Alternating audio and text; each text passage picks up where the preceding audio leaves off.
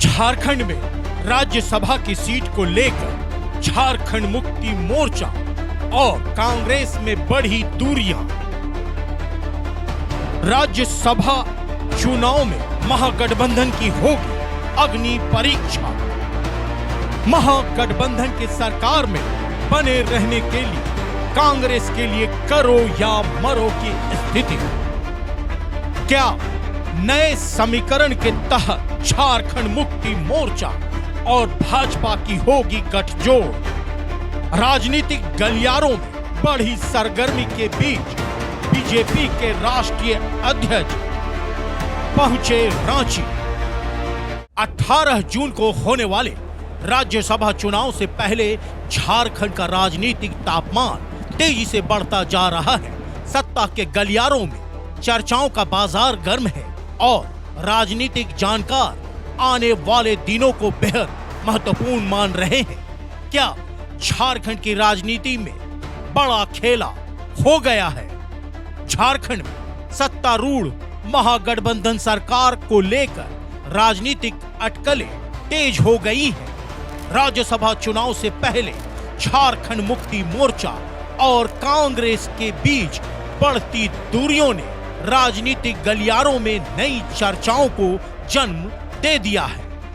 पिछले कई महीनों से झारखंड मुक्ति मोर्चा और कांग्रेस के बीच सब कुछ सामान्य नहीं चल रहा है।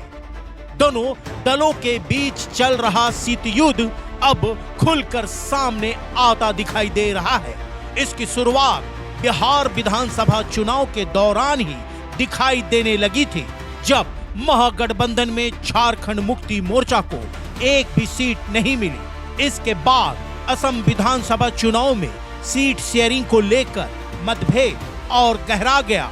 कांग्रेस द्वारा सीमित सीट देने की पेशकश के बाद मुख्यमंत्री हेमंत सोरेन ने असम में अकेले चुनाव लड़ने का फैसला लेकर सभी को चौंका दिया था। तभी से राजनीतिक हलकों में यह चर्चा शुरू हो गई थी कि दोनों दलों के संबंधों में आई खटास कभी भी बड़े राजनीतिक संकट का रूप ले सकती है। अब 18 जून को होने वाले राज्यसभा चुनाव ने इन चर्चाओं को हवा दे दी है। अगर झारखंड मुक्ति मोर्चा कांग्रेस के उम्मीदवार को पूरा सहयोग नहीं देती है तो कांग्रेस के सामने कठिन राजनीतिक परिस्थिति खड़ी हो सकती है। कांग्रेस के भीतर भी एक वर्ग लगातार झारखंड मुक्ति मोर्चा के रवैये को लेकर नाराज बताया जा रहा है। राजनीतिक विश्लेषकों का मानना है कि अगर राज्यसभा चुनाव में कांग्रेस को उपेक्षित सहयोग नहीं मिला तो पार्टी के भीतर सरकार से समर्थन वापस लेने की मांग तेज हो सकती है। हालांकि भाजपा को सत्ता से दूर रखने के लिए कांग्रेस बाहर से समर्थन देने का विकल्प भी चुन सकती है, लेकिन दोनों ही परिस्थितियों में कांग्रेस की राजनीतिक स्थिति कमजोर होती दिखाई दे सकती है। दूसरी ओर मुख्यमंत्री हेमंत सोरेन बेहद सतर्क और रणनीतिक तरीके से आगे बढ़ रहे हैं। राजनीतिक जानकारों का कहना है कि वे किसी भी परिस्थिति में सरकार गिराने की जिम्मेदारी अपने ऊपर नहीं आने देना चाहते हैं। यदि कांग्रेस समर्थन वापस लेती है तो झारखंड मुक्ति मोर्चा जनता के बीच यह संदेश देने की कोशिश कर सकती है कि कांग्रेस ने अपने राजनीतिक हितों के कारण सरकार को अस्थिर किया। इस बीच भाजपा की गतिविधियां भी तेज हो गई हैं। भाजपा के वरिष्ठ नेताओं का झारखंड दौरा और लगातार बढ़ती राजनीतिक सक्रियता को केवल संयोग नहीं माना जा रहा है, इसे राज्यसभा चुनाव और बदलते राजनीतिक समीकरण से जोड़कर देखा जा रहा है।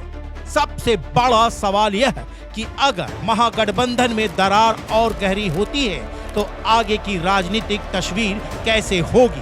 क्या झारखंड में नई राजनीतिक साझेदारी बनेगी?